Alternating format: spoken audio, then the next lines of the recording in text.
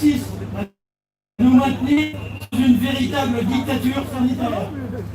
Alors les aides, oui, pour équilibrer notre trésorerie et permettre à nos entreprises de survivre. Mais nous ne sommes pas des assistés. Nous sommes chefs d'entreprise responsables. Nous voulons travailler et développer notre activité, gagner notre vie et permettre à nos salariés de gagner la leur. Bien sûr, dans le respect du protocole sanitaire et des gestes barrières. C'est ce que nous essayons de faire aujourd'hui. Donc, on a intérêt à vraiment le droit de travailler. Et je crie haut et fort, laissez-nous vivre, laissez-nous travailler. Nous sommes essentiels. Voilà, je donne la parole Merci Laurent. Je ne sais pas si hier vous avez regardé le reportage de M6 sur les fêtes clandestines. Nous, ça fait des mois qu'on dit que c'est la situation qui allait se passer, que si on interdisait aux discothèques d'organiser la fête, d'autres allaient s'en charger. À l'heure où des fêtes clandestines ont lieu dans toute la France, sans aucun contrôle et prévention, on ne peut que mesurer l'importance des professionnels qui savent encadrer depuis des années ce besoin essentiel des Français, sortir, se rencontrer et faire la fête. Faire la fête, c'est pas un gros mot. Faire la fête, c'est essentiel. Pour en parler, qui allons-nous recevoir? On reçoit Thierry Fontaine.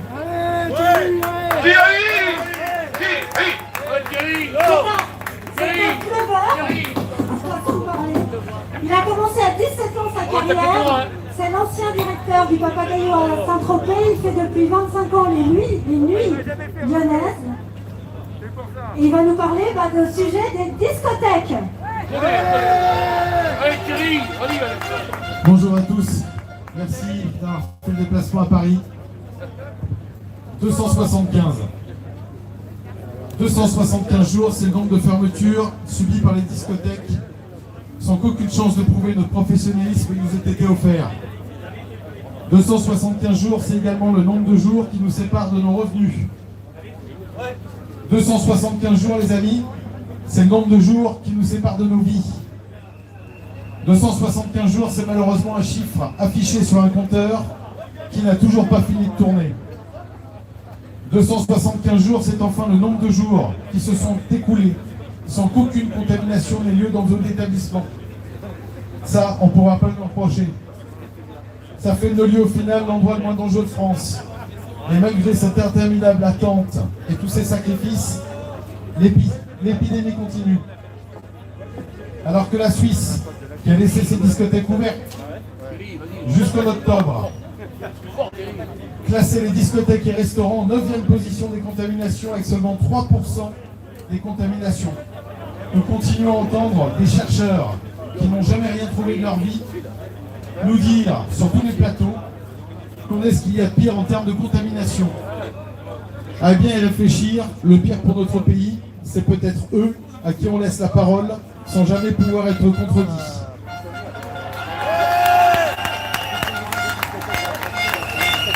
Depuis le mois de juin, les discothèques attendent chaque jour l'arrêt du mépris qu'elles subissent. Ces chefs d'entreprise, en qui personne n'a voulu avoir confiance pour gérer efficacement une jeunesse qui ne demandait qu'une seule chose, vivre ses 18, ses 20 ans, sont réduits à n'être que des spectateurs dans cette catastrophe.